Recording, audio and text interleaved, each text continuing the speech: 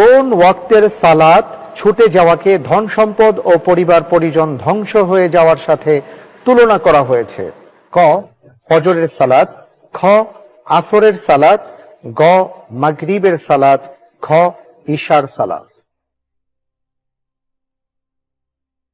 কোন ওয়াক্তের নামাজ যদি কারো ছুটে যায় তাহলে সে তার ধন সম্পদ পরিবার পরিজন ধ্বংস হয়ে গেল, এই তুলনা আল্লাহ রসুল করেছেন। জি আলহামদুলিল্লাহ, এর উত্তর হবে খ আসর। আসরের সালাত।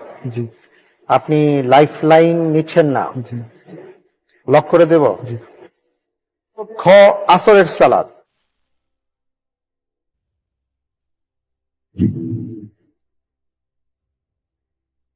মাহমুদুল হাসান ভাই, আপনি এবার যে উত্তরটি দিয়ে